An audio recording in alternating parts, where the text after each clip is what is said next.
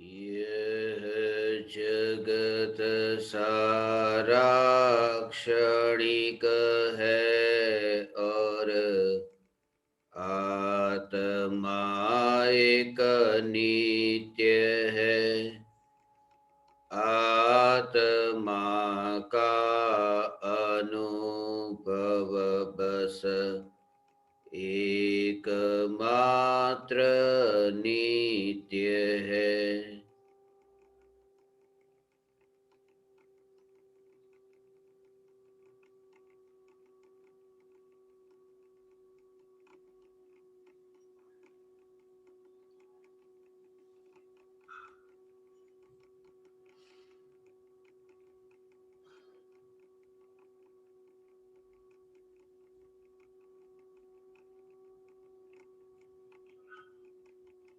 चैतन्य स्वभावी भगवान आत्मा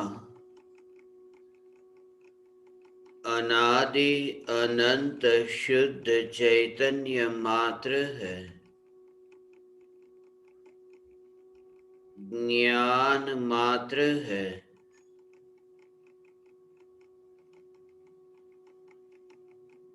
मैं शुद्ध चैतन्य मात्र, ज्ञान मात्र,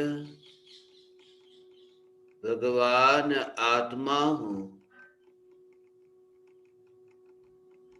त्रिकाल शुद्ध चैतन्य परमात्मा हूँ।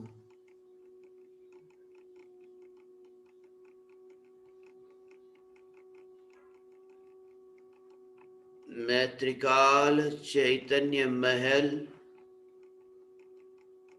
वर्तमान में राख की दीवार का पड़ोसी हूँ। राख की दीवार का पड़ोसी होने पर राख की दीवार से अस्पर्शी हूँ।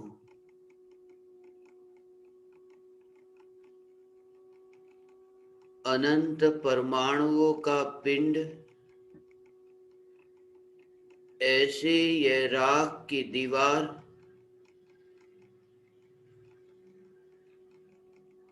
ऐसी अनंत दीवारें बनी और बिखरी, फिर भी न्यायक देव अलिप्त था, अलिप्त ही रहा।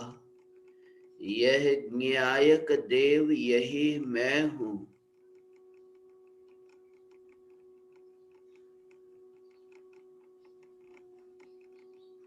देह के अनंत परमाणु तो दूर, देह के अनंत परमाणु तो सुमेरु पर्वत के परमाणु की भांति अत्यंत दूर। क्षेत्र से दूरी नहीं होने पर भी भावों से इतनी दूरी है कि आसमान और जमीन के बीच कभी मिलन नहीं होता। मिलन का भ्रम होता है। चैतन्य परमात्मा और देह के परमाणु में इतनी दूरी का दर्शन। क्षेत्र से देखे तो एक क्षेत्रावगाही, परंतु स्वभाव से देखे तो त्रिकाल मिटने नहीं वाली ऐसी यह दूरी।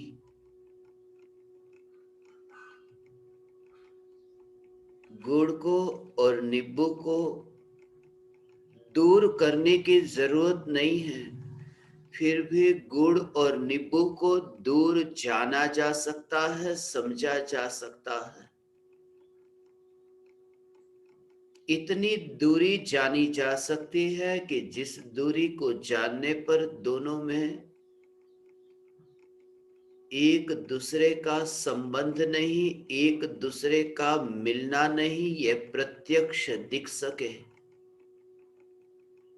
भले ही क्षेत्र से पास पास में है, फिर भी भाव से देखे तो मिठास और खटास के बीच संबंध नहीं है। मीठापन है वहां खट्टापन नहीं, खट्टापन है वहां मीठापन नहीं। ये फासला बहुत बहुत दूर का फासला है। गुड़ को नींबू से दूर करना नहीं पड़ा, सिर्फ भाव से देखा कि दूरी देख ली। ये ज्ञायक देव को देह से जब भाव के निकट जाकर देखे, स्वभाव के निकट जाकर देखे, तब ये दूरी दिखती है कि मैं चैतन्य परमात्मा, मैं देह से अत्यंत दूर हूं। कभी नहीं मिटने वाला यह फासला है, कभी नहीं तय होने वाली यह दूरी है। और इस देह के परमाणु को ऐसे अत्यंत दूर से देखने वाली दृष्टि, उस दृष्टि का भी जो ज्ञाता है, उस दृष्टि को भी जो जानता है कि वह दृष्टि भी ज्ञान का ज्ञेय बनती है, उस दृष्टि को जानने के काल में भी ज्ञान के परिणमन में उस सम्यक दृष्टि को भी नहीं देखता है। ज्ञान के परिणमन में भी उस दृष्टि के सम्यक पने को सिर्फ ज्ञेय के रूप में जानता है। यह ज्ञान के प्रवाह में, ज्ञान की स्वच्छता में ज्ञेयों का प्रवेश नहीं, यह जागृति ज्ञानी को है। सम्यक दृष्टि ज्ञान में जानने में आती है। ज्ञानी यह जानते हैं कि सम्यक दर्शन प्रकट हुआ है, ज्ञान में जानने में आता है, फिर भी जोर चैतन्य परमात्मा पर है। लक्ष्य एक समय के लिए बदलता नहीं है। कुछ नया प्रकट हुआ ऐसा मानते नहीं। वो ध्रुव का लक्ष्य है, वह न्यायक देव का लक्ष्य है। इसलिए संयोग और वियोग के काल में, उपयोग के पलटने के काल में, ये ज्ञान सिर्फ अलिप्त होकर जानता है।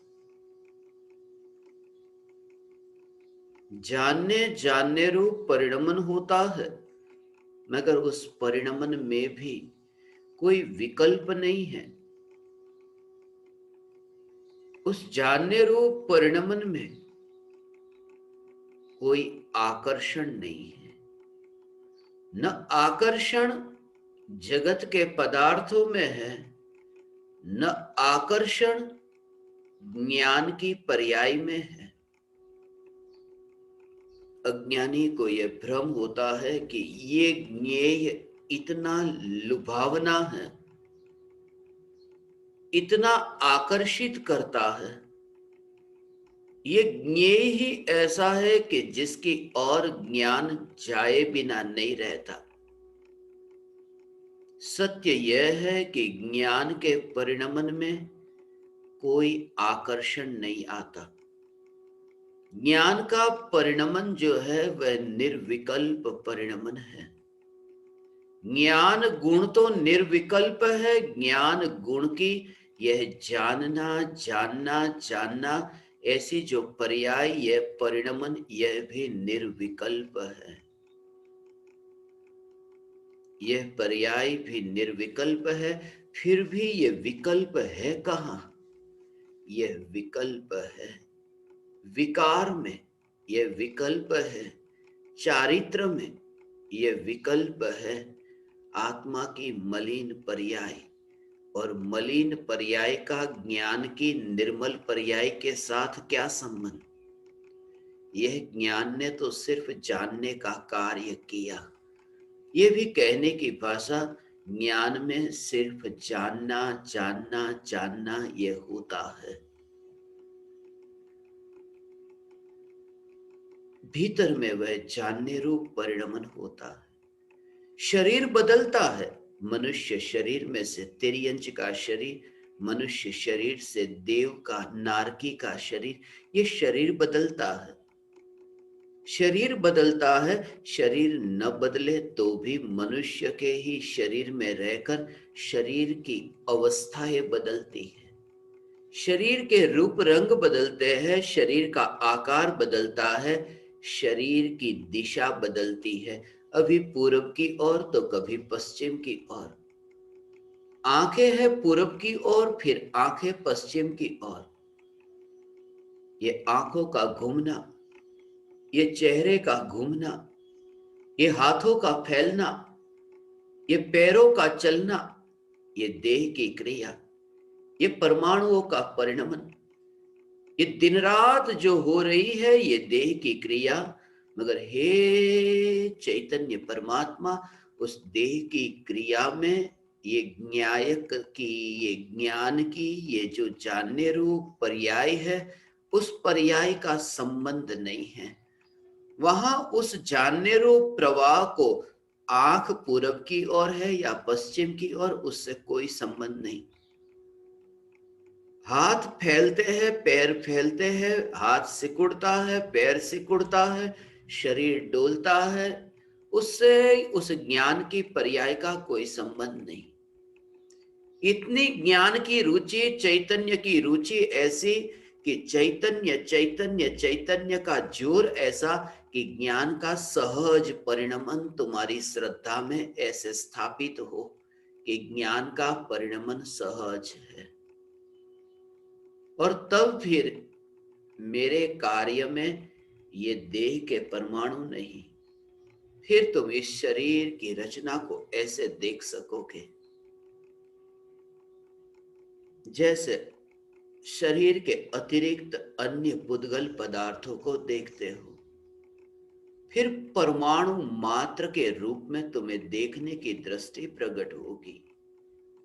ये परमाणु मात्र देखने की दृष्टि जब चैतन्य मात्र परमात्मा जानने में आता है, तब परमात्मा तो चैतन्य मात्र जानने में आता है।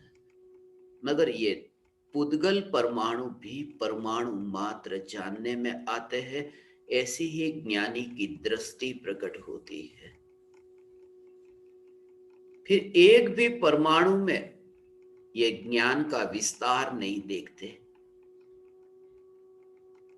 ये क्रिया बदलती रहती है, मगर ज्ञान का फैलना नहीं देखा।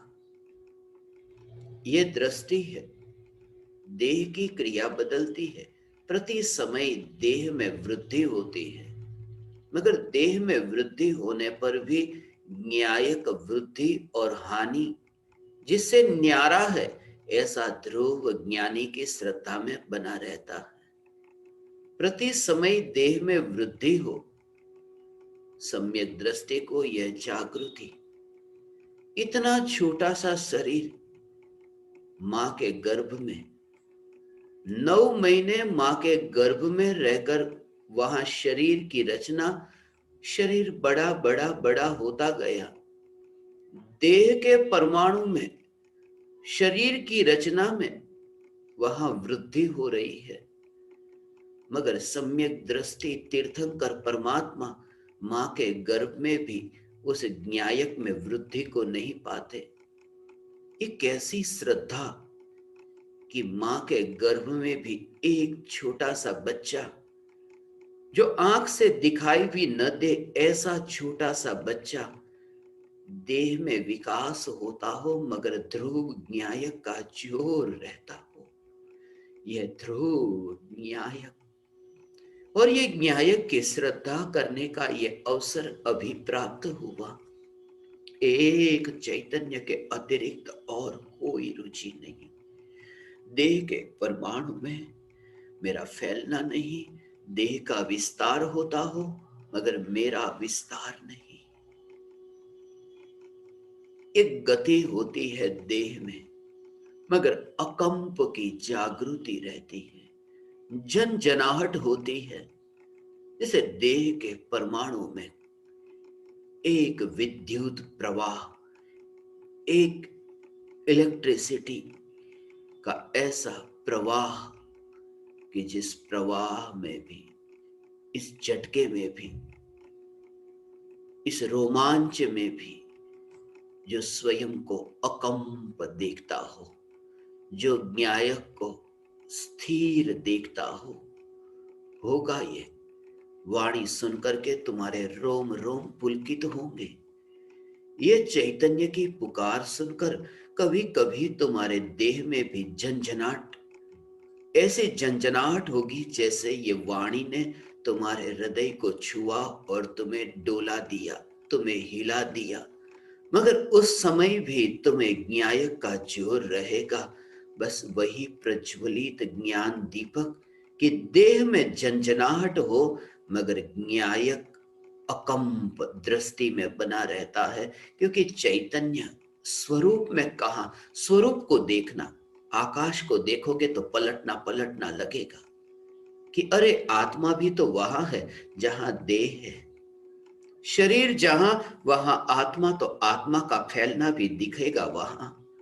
मगर जहां चैतन्य का जोर होगा वहां स्वरूप का जोर, उस स्वरूप के जोर से फिर वहां कंपायमान होता नहीं है, ऐसा नहीं, कंपायमान हो ही नहीं सकता, ऐसा स्वरूप ज्ञानी की दृष्टि में है। जहां चैतन्य स्वरूप दृष्टि में है, चैतन्य में कंप कैसा? चैतन्य में कंप होने का अर्थ कि कुछ नया हो गया। पहले तो ऐसा था, अब ऐसा शरीर कब गया कि कुछ नया आ गया, कुछ नया हो गया, कुछ हो गया। वह न रहा, वह रहा ही नहीं जो पहले, वह कंप गया।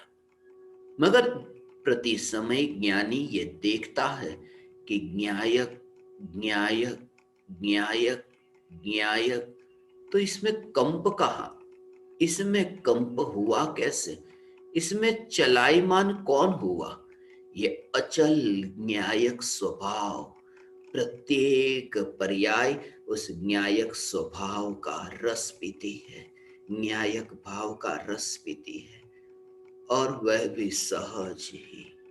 उस स्थिति का नाम निर्विकल्प अनुभूति है। सहज सहज सहज, यह चैतन्य परमात्मा, यह न्यायक देव वाणी को सुनते थे, गुरु की पुकार को सुनते, चैतन्य की पुकार सुनते थे, अहोभाव आता था, गुरुदेव के सामने मस्तक झुकाते। मगर अब वह बात बहुत पुरानी हो गई। अब तो हे चैतन्य परमात्मा, हे भगवान आत्मा, भीतर में स्पर्श ना हो। क्योंकि गुरु की यही तो पुकार, यही पुकार कि गुरु तुम्हें गुलाम देखना नहीं चाहते, सदगुरु तुम्हें गुलाम देखना नहीं चाहते, सदगुरु तुम्हें गुलामी में देख ही नहीं सकते।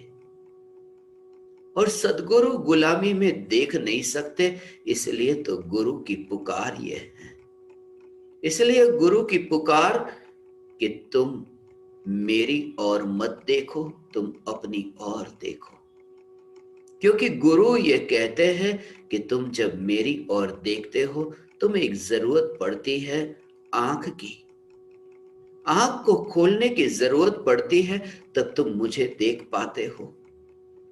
तब ये तुम्हारा ज्ञान जो आंख, ये चक्षु इंद्रिय, इंद्रिय का गुलाम बनता है। और गुरु देखता है जब तुम मुझे देखते हो तब तुम्हारा ज्ञान इंद्रिय का गुलाम बनता है। ये गुलामी हमसे तो नहीं देखी जाती। हाँ, गुरु को देखने के लिए तुम्हें आंख की जरूरत है, मगर भीतर में जो तुम्हारे न्यायक देव है उसे देखने के लिए आंख की जरूरत नहीं, और वहीं पर ही तो गुलामी मिटेगी। इसलिए गुरु ये कहते हैं कि गुरु की ओर मत देखो, न्यायक की ओर देखो। इसलिए गुरु कहते हैं कि न्यायक की ओर देख करके तुम स्वतंत्रता का अनुभव करोगे। ये स्वतंत्रता, ये स्वतंत्रता का अनुभव, ज्ञान में न्यायक का अनुभव। कोई पराया बीच में न आया।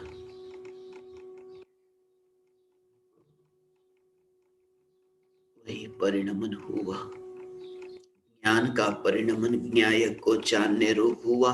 वह परिणमन ऐसा ही है भगवान, ज्ञान का न्याय को जानने रूप परिणमन। पूरी तरह से पर्याय में न्यायक कि जिसमें बीच में कोई परमाणु नहीं आए, और ऐसी दशा प्रकट हुई कि न्यायक देव, न्यायक देव, न्यायक देव, ये न्यायक देव का दर्शन हुआ। शिष्य का भाव है ना, ये शिष्य के भाव से, और गुरु ने उस शिष्य के ऐसे भाव को देखा, सिर्फ भाव को देखा। बुलाया था किसी एक को, मगर देख लिया समा जाएंगे सब। तुमने एक व्यक्ति को आमंत्रण दिया, तुमने मुझे आमंत्रण दिया, और मैं अपने माता पिता को लेकर के साथ में आ गया। ये तुम्हारा भाव देखा, तुम्हारे भीतर में स्थान देखा कि समा जाएंगे तुम्हारे घर में। तुमने एक को आमंत्रण दिया है तो और दो समा जाएंगे, ये समा जाएंगे दो। तुमने एक को आमंत्रण दिया, तुम्हारे भाव को देख करके मैं माता पिता को लेकर आ गया, समा जाएंगे। शिष्य तो आमंत्रण देता है गुरु को कि पधारो मेरे घर पर, पधारो मेरे द्वार पर, पधारो मेरी श्रद्धा में, मेरे हृदय में पधारो। और जब शिष्य ने गुरु को आमंत्रण दिया, गुरु ने वह भाव पहचान लिया, वह भाव पहचाना। गुरु ने अकेले जाना उचित न समझा। गुरु अकेले नहीं जाते, जब कोई शिष्य बुलाता है तो गुरु अकेले नहीं जाते, वे सब अपने साथियों को लेकर के जाते हैं, माता पिता को लेकर जाते हैं। और ये माता पिता कौन? ये अरिहंत और सिद्ध, ये अनंत सिद्ध परमात्मा को लेकर के गुरु शिष्य की श्रद्धा में जाते हैं। इसलिए तो जब अनुभूति होती है, शिष्य की श्रद्धा में अनंत सिद्ध स्थापित होते हैं, अनंत सिद्ध विराजमान होते हैं। ये भाव गुरु ने पहचान लिया, अनंत सिद्ध को लेकर गुरु श्रद्धा में स्थापित होते हैं। ये न्यायक देव की रुचि, ऐसे न्यायक की श्रद्धा, न्यायक के लिए श्रद्धा में स्थान मिला कि अनंत सिद्धों के लिए श्रद्धा में स्थान मिला। ये न्यायक देव की रुचि। मौन, परम मौन, ये देह में रह करके भी, देह की क्रिया में भी तुम्हें एक अपूर्व अनुभूति होगी। भावों से भीग करके तुम्हारे भीतर में भक्ति छलकेगी, मगर फिर भी तुम एक एक को ऐसा न्यारा देखोगे। कृपालु देव के प्रति भक्ति का भाव जगा, इतना इतना भक्ति का भाव जगा कि रहा न गया। वो भाव ऐसा आया कि आंख में से आंसू बहे। तो भाव के साथ है, वो भाव को समझो तो वह आंसू है, और भाव को न समझो तो फिर सिर्फ आंख से बहने वाला पानी है। मगर जिस समय कृपालु देव के सामने मैंने हाथ जोड़े, और वह भाव से जब आंखों में से वो बरसात हो रही, मगर बरसात का वह जल, बरसात का जल और बादलों को न्यारा देखना, बूंद टपक रही है और बादल आकाश में बने हैं, ये दोनों को स्वतंत्र देखना, ये देखना कि भावों के कारण ये आंसू नहीं टपक रहे, ये बात सब झूठी थी कि भावों के निमित्त से देह में क्रिया होती है, देह की क्रिया के निमित्त से आत्मा में भाव होते हैं। मगर जब तुम ये स्वतंत्रता को देखते हो, भावों से तो भाव ही होते हैं और क्रिया से क्रिया ही होती है। आंसू का टपकना ये स्वतंत्र दिखाई देगा, जैसे बरसात हो रही है और बादल भी यात्रा करते हैं। बादल यात्रा करते हैं, बादल की गति देखो आकाश में, जैसे बादल गति करते हैं, जैसे कहते हैं कि बादल पानी भरने जाते हैं आकाश में, बादल चलते हुए बादल और बरसात का पानी जैसे स्वतंत्र दिखाई दे। कृपालु देव की भक्ति का भाव और आंख में से बहने वाला ये अश्रु, ये ऐसा स्वतंत्र दिखाई देना। और इन दोनों की स्वतंत्रता के साथ में एक भीतर में यह जागृति कि बरसात का पानी हो या बादलों की यात्रा हो, आकाश अस्पर्शी है, क्योंकि आकाश में स्पर्श नाम का गुण नहीं। आकाश आनंदित नहीं होता, आकाश दुखी नहीं होता, आकाश में कुछ बढ़ा नहीं, कुछ घटा नहीं। आकाश सिर्फ आकाश है। और यही ज्ञायक देव की जागृति। जब ये क्रियाओं को तुम जानो, इन भावों को तुम जानो, उस समय ही तुम्हारे भीतर में ये ज्ञायक देव है, यह जागृति। और तब आकुलता मिट सकती है, क्योंकि ज्ञेयों में तन्मय होकर के ज्ञेयों के दृष्टा नहीं रहा जा सकता। बरसात की बूंदों में और फिर बादल की इस यात्रा में तन्मय होकर के आकाश अलिप्त नहीं रह सकता। पुद्गल से न्यारा आकाश, आकाश जिस आकाश में स्पर्श है ही नहीं, क्योंकि स्पर्श तो पुद्गल में होता है। अंतर सिर्फ इतना है कि यहां चैतन्य परिपूर्णता, ऐसी परिपूर्णता का दर्शन होगा। और यह हो सकता है तुम्हें हो सकता है। तुम अपने को हीन क्यों मान रहे हो? तुम कब तक गुलाम रहोगे? तुम आओ भीतर में, तुम देखोगे लोक तो एक ही है, ये चैतन्य लोक। तुम ये देखोगे अब मेरे जाने का समय आया, मेरे विदा होने का समय आया। अब तैयारी हो। किसी सम्राट से मिलने के लिए जाना है ना, निकलने का समय हो गया है ना, मगर तैयारी हो गई है। महान है सम्राट, कम से कम थोड़ा श्रृंगार तो कर लो, थोड़ा सज लो अपने को, तैयार हो जाओ। सम्राट के पास ऐसे ही नहीं जाया जाता, थोड़े सजाओ अपने को। और एक नहीं, यहां तो अनंत है, अनंत सम्राट है, अनंत सिद्धों से मिलने को मैं चाहता हूं। क्या तुमने अनंत सिद्धों से मिलने जाने से पहले अपने को सजा लिया, श्रृंगार कर लिया?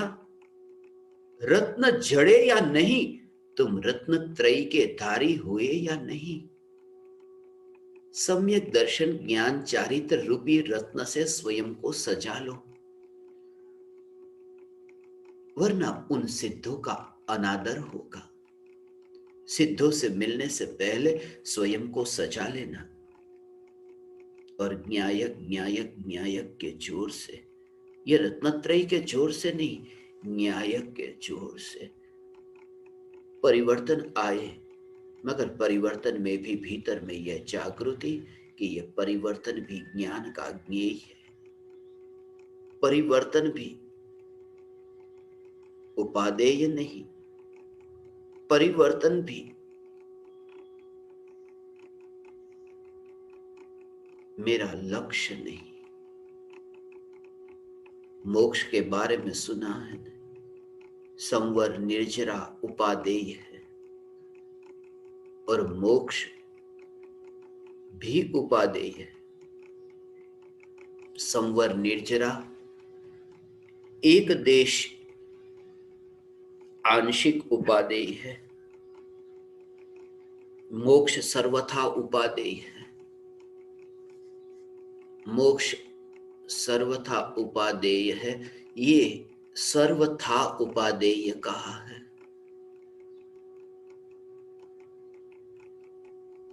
परम उपादेय नहीं। वास्तव में परम उपादेय तो एकमात्र ज्ञायक देव है, उसके अतिरिक्त अब पाने योग्य कुछ भी नहीं। मूल पर पहुंचो, खंड खंड पर नहीं। मूल पर पहुंचो, कहां स्थिर होकर के ये अनंत पर्याय शुद्ध शुद्ध शुद्ध प्रकट होती है। एक एक रत्न की फिक्र मत करो, पूरा सागर तुम्हारा ही है। यहां चैतन्य सागर ही हूं। ये एक एक रत्न, ये रत्नत्रय की पर्याय, एक एक पर्याय, उस पर्याय की चिंता मत करो। तब तुम इस देह को जब छोड़ोगे, तब तुम इस देह को छोड़ते समय भी अचलित रह सकोगे। ऐसी अचलित दशा अब मेरे जाने का समय हुआ, ये नहीं कहोगे तो आया, अब जा रहा हूं।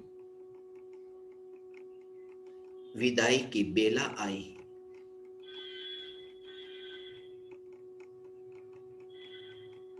ये भाव भी मुझे आता है,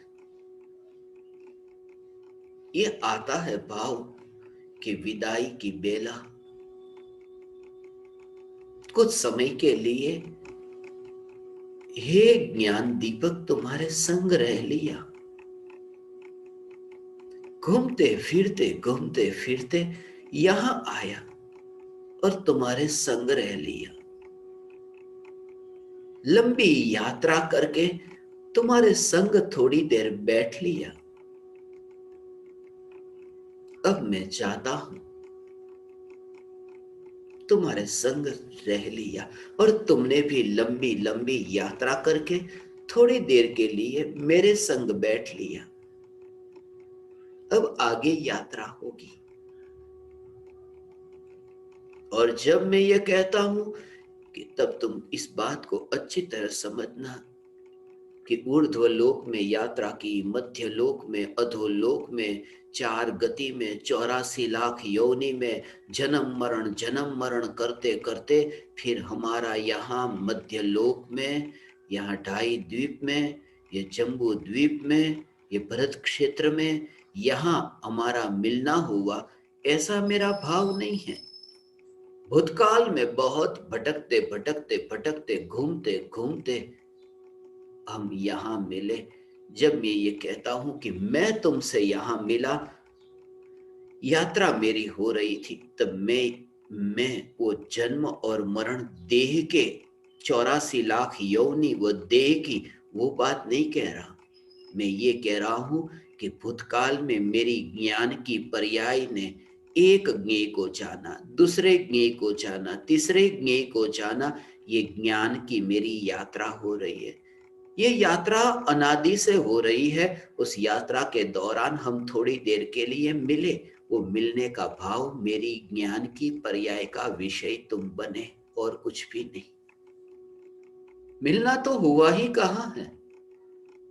ये थोड़ी देर के लिए मिला, उसका मतलब कि थोड़ी देर के लिए मेरी ज्ञान की पर्याय का विषय तुम बने, तुम्हारी ज्ञान की पर्याय का विषय मैं बना। मिलना कहाँ हुआ। ये ज्ञान की पर्याय का विषय ही तो बनता है, और अधिक कुछ भी नहीं होता। ये ज्ञान के पर्याय का विषय तुम बन लिए। अब जाने का समय आया, अर्थात ये ज्ञान की पर्याय मरती है और नए ज्ञेय को जानती है। मैं जब कहता हूं मेरे जाने का समय आया, मैं मरने की बात करता हूं तो इस शरीर में से निकल करके कहीं स्वर्ग में जाने की बात नहीं करता। मैं ये कहता हूं अब नया ज्ञेय, अब बस, अब मेरे जाने का समय आया। अब ये ज्ञान की पर्याय ने तुम्हें जान लिया, जितना जानना था जान लिया। अब ये ज्ञान की पर्याय निज न्यायक को जानेगी। ये विदाई की बेला है, जब ज्ञान की पर्याय अंतिम घड़ी में परज्ञेय को जानती है और फिर अंतर्मुख होती है। वो कहते हैं कि ज्ञान की पर्याय ने विदाई ले ली परज्ञेयों से। ये परज्ञेयों से विदाई लेने की ये घड़ी है।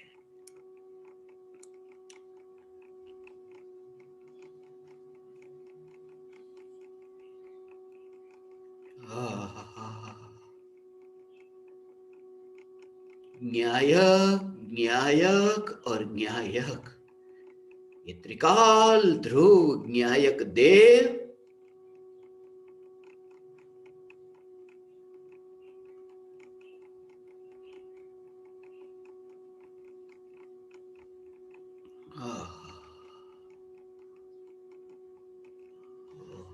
और दूसरी पर्यायों का कोई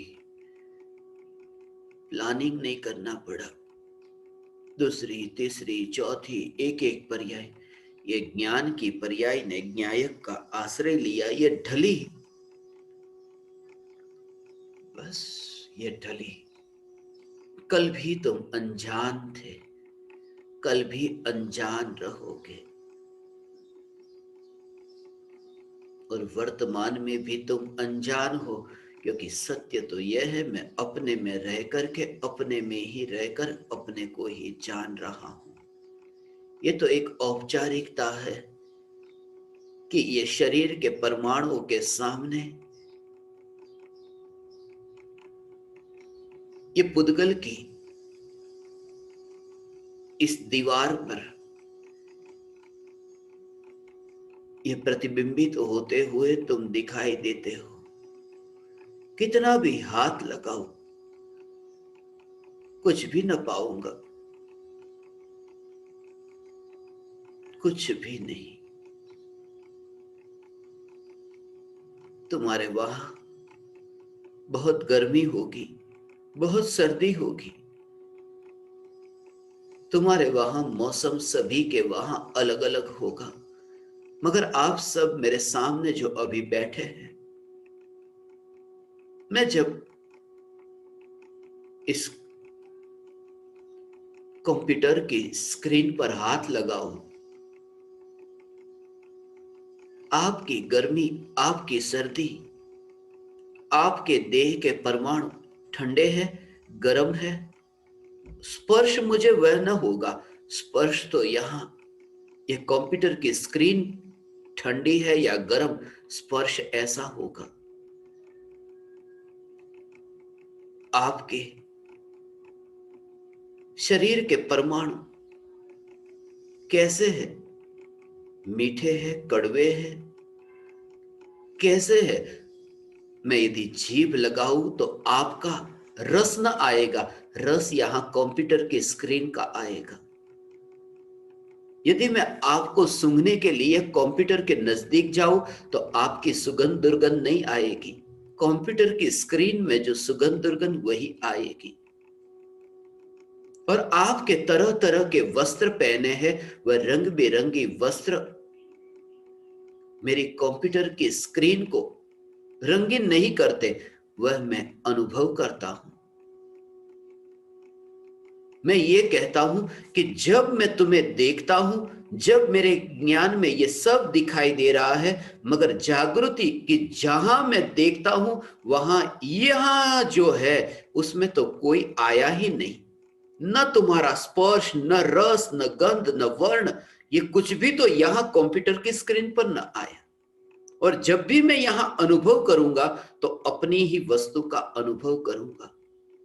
यही मैं कहता हूं कि जब ये ज्ञेय ज्ञान में भगवान जानने में आते हैं, तो ज्ञान में जानने में आते समय ही तुम्हें ज्ञेयों का नहीं, तुम्हें ज्ञान का अनुभव होता है। फिर तुम विदा कहां से होगे?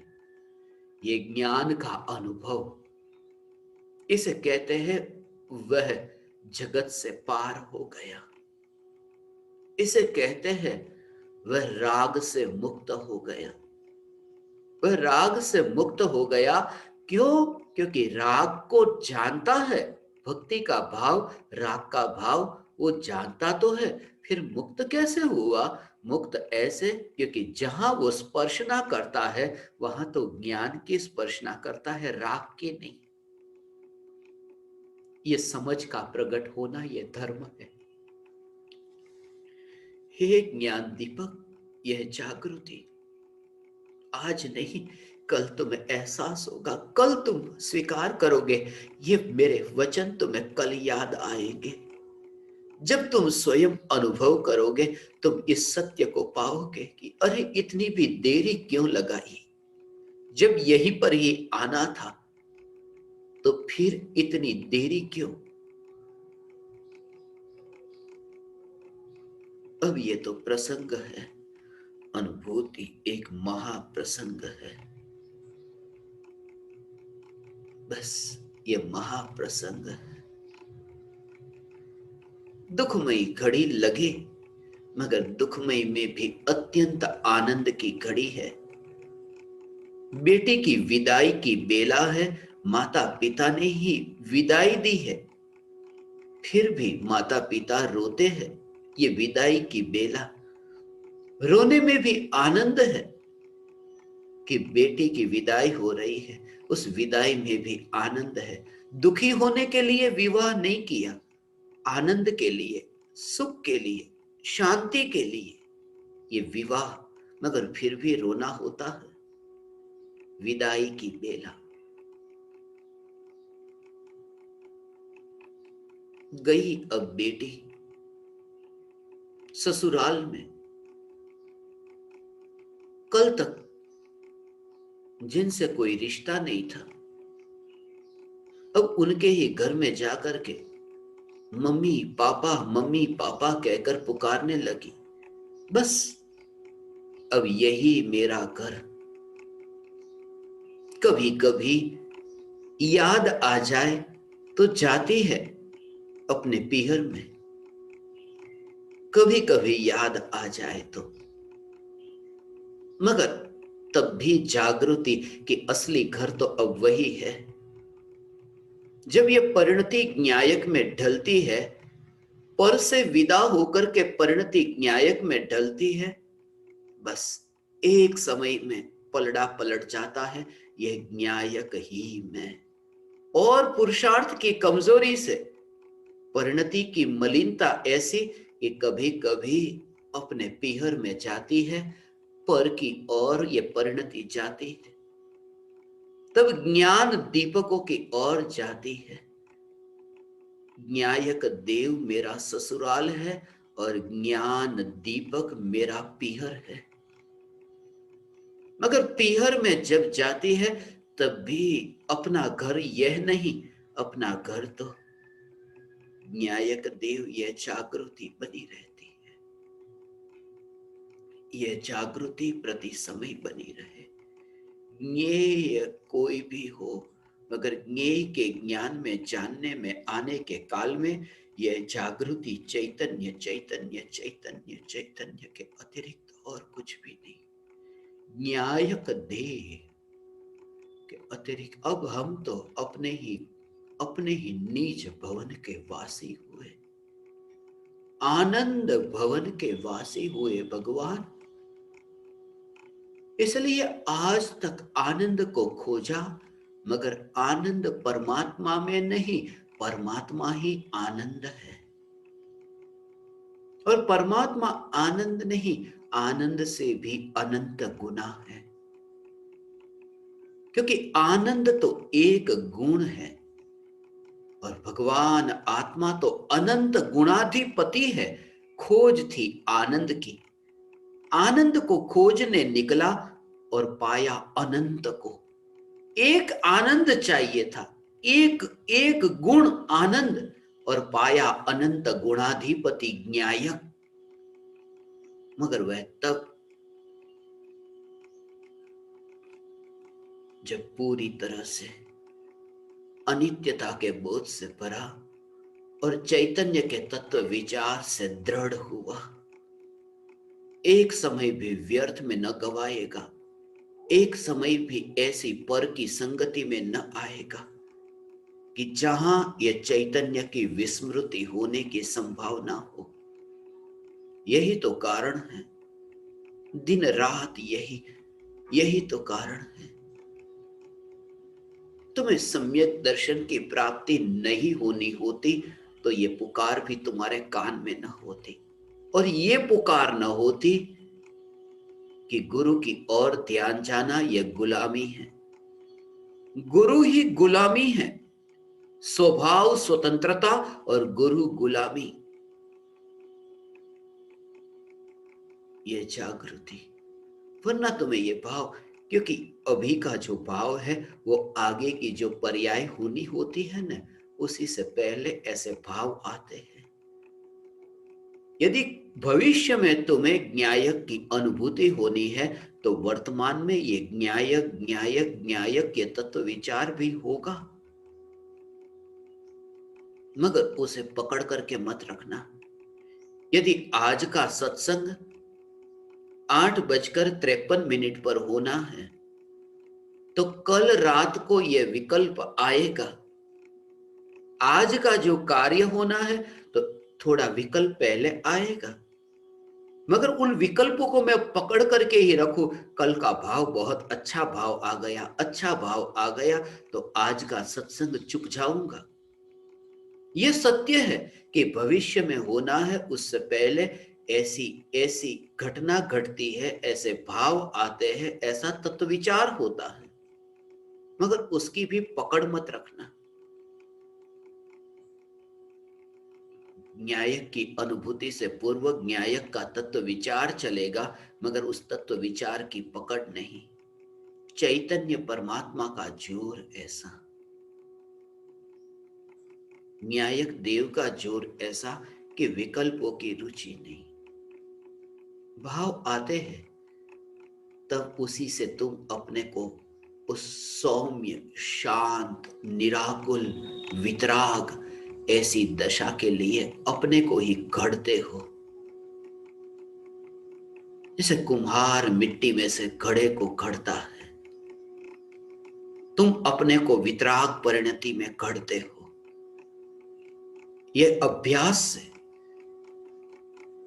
कि बस सहजता, ये न्यायक न्यायक न्यायक और मेरा कार्य जानना जानना जानना,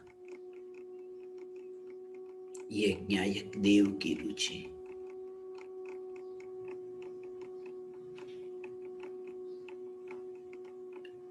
ये जगत तो चलता था, चलेगा,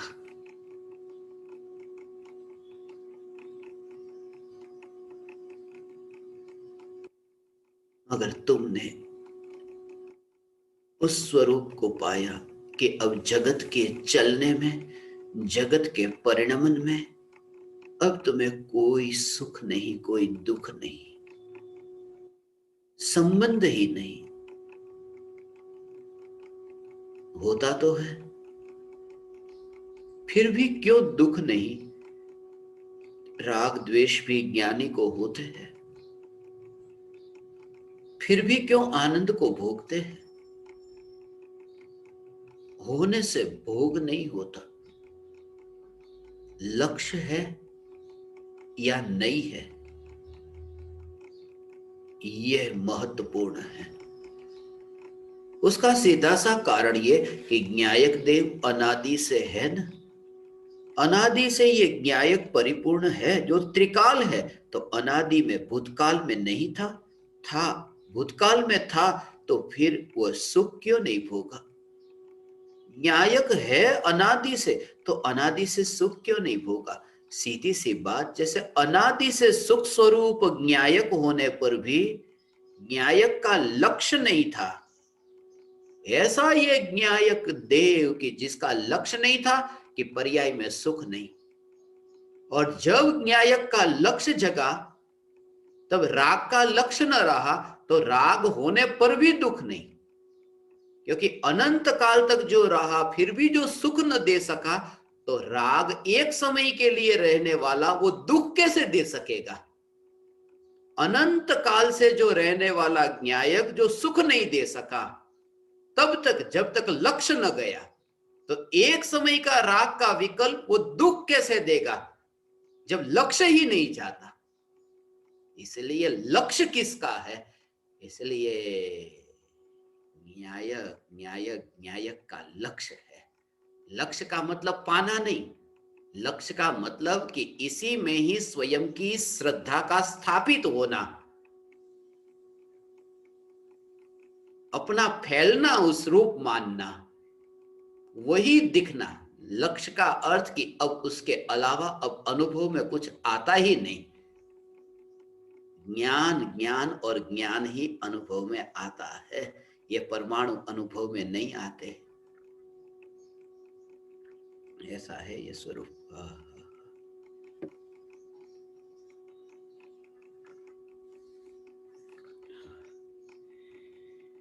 चैतन्य चैतन्य चैतन्य भगवान।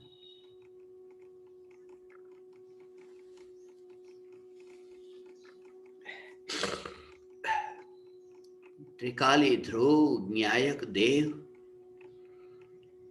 अगणित ज्ञेयों के ज्ञान में प्रतिबिंबित होने के काल में भी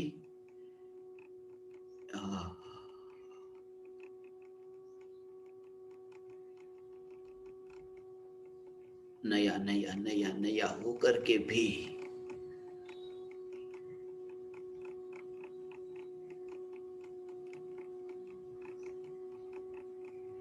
उस ज्ञान में, उस ज्ञान स्वभाव में आकुलता नहीं आई।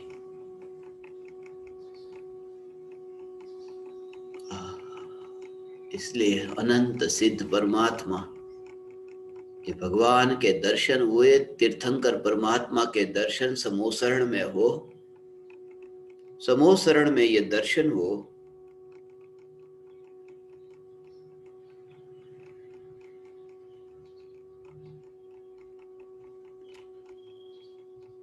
भगवान साक्षात विराजमान ऐसे दर्शन समोसरण में हो।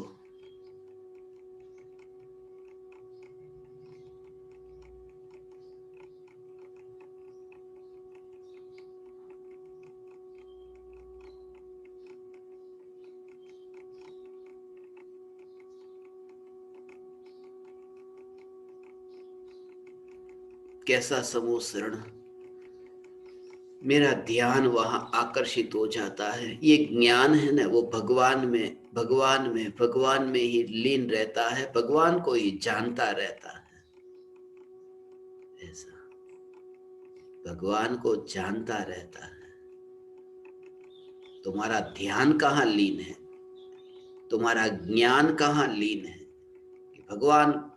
भगवान है तीर्थंकर परमात्मा।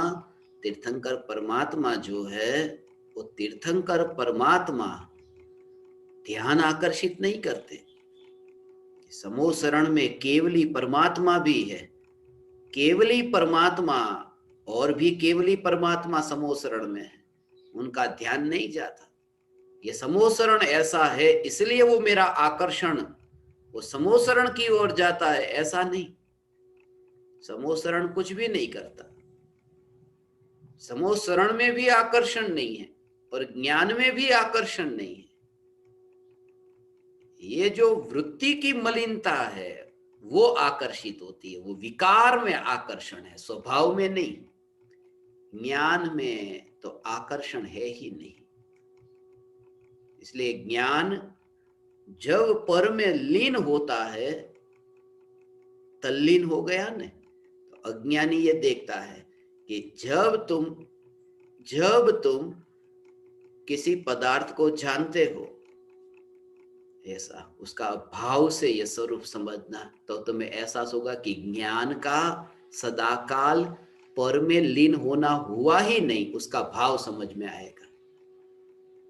ताजमहल को देखा तुमने, तो जब ध्यान से तुम ताजमहल को देखते हो, खुली आंख है, ताजमहल सामने है, जब तुम देखते हो कि अरे तुम्हारा ध्यान ताजमहल में, तुम कहां लीन हो गए कि ताजमहल में। मगर वो अब देखो कि जानने का कार्य ताजमहल में हो रहा है कि यहाँ आत्मा में हो रहा है। और आत्मा में जो जानने का कार्य हो रहा है वो जानने पने को छोड़ करके ताजमहल मई हो रहा है कि जानने रूप ही रहता है। इसलिए ज्ञान की जो लीनता है, ज्ञान का जो अस्तित्व है, ज्ञान का जो परिणमन भी होता है, तो वो परिणमन भी ज्ञान में ही होता है कि ताजमहल में होता है। तब ये कि ज्ञान ज्ञान में ही रहता है, ज्ञान ताजमहल में लीन कहते हो, तब भी ज्ञान तो ज्ञान में लीन है। और एक ये नहीं ताजमहल, भूतकाल के अनंत, और उसमें भी ले लेना कि अनंत विकार का भाव भी।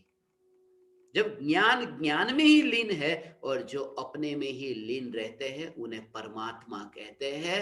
और प्रत्येक आत्मा अपने में ही लीन है, क्योंकि ज्ञान के बाहर निकला नहीं, इसलिए प्रत्येक आत्मा निगोदिया भी परमात्मा है, क्योंकि ज्ञेय में नहीं है लीन, ज्ञान में लीन है। ये ज्ञान में ही लीन है, इसलिए तो। और ये समझ जब आती है तब पर्याय में परमात्मा होता है। सत्य स्वरूप यही है, मगर समझ में जब आता है तब पर्याय में यह दशा प्रकट होती है। ज्ञान ज्ञान ज्ञान, ऐसा ये स्वरूप है। ज्ञान ज्ञान ज्ञान में।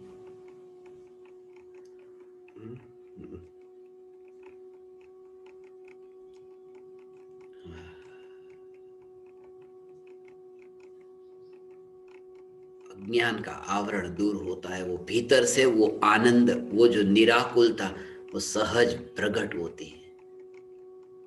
वो जो आवरण था ना, वो आवरण हटता है।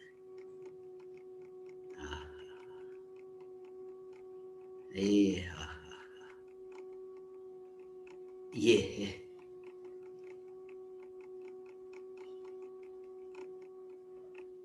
ये चैतन्य स्वरूप, ये चैतन्य स्वरूप की पुकार, ये गुरुदेव की पुकार, ये गुरु की पुकार है।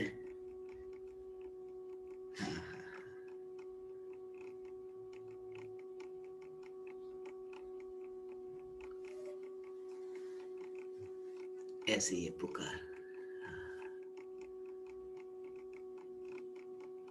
चैतन्य चैतन्य चैतन्य। अब समय हो गया, अब गुरु दक्षिणा का समय आया। ज्ञान दे दिया, अब गुरु दक्षिणा का समय आया। गुरु दक्षिणा में अब क्या दोगे? धन दोगे, जो धन तुम्हारा है ही नहीं। संपत्ति जो तुम्हारी है ही नहीं। सोना चांदी जो तुम्हारा है ही नहीं, जो तुम्हारे पास ही नहीं है, तो वो तो तुम दे सकते नहीं। जीवन अर्पण कर दो, मगर जीवन भी तुम्हारे पास कहां, क्योंकि तुम्हें तो जीवन का अनुभव नहीं। तुम्हारे पास जीवन है कहां? जीवन का अनुभव नहीं है, तो जीवन भी गुरु को अर्पण कहां करोगे? वहां जब गए हो तो कुछ छोड़ करके आओ न, कुछ छोड़ करके आओ। और याद रखो, जो तुम छोड़ोगे वो गुरु नहीं लेने वाले, तो छोड़ दो, वहां पर छोड़ने के लिए गए हो। तुम्हारे पास जो है वो छोड़ो, और तुम्हारे पास है बहुत कुछ। इतना इतना तुमने इकट्ठा किया है, वह जो अनंत अनंत काल का दुख का जो पहाड़ खड़ा किया है, बस वही अर्पण कर दो वहां। सुख तो भीतर में है, बाहर से नहीं आएगा। वो दुख के पहाड़ के पीछे छुपा है अनंत आनंद। और दुख के पहाड़, इतने इतने पहाड़ खड़े किए हैं, गौरी शंकर भी छोटा पड़ जाए। तुम्हारे दुख के पहाड़ इतने ऊंचे हैं कि हिलेरी और टेंजिंग को भी यदि यात्रा करनी हो तो कर न सके। उस दुख के पहाड़ तो तुम्हारे ही निर्माण से ये खड़े हुए पहाड़ अर्पण करो, बस दुख को अर्पण कर दो। पाओगे भीतर में न्यायक देव को। प्रति समय न्यायक न्यायक न्यायक की जागृति। चैतन्य चैतन्य चैतन्य मात्र न्यायक देव, यही जागृति। आत्म जागृति, यही परम धर्म है। मैं धर्म नहीं हूं, मैं धर्म का आधार हूं। मैं न्यायक देव हूं, न्यायक देव, न्यायक देव।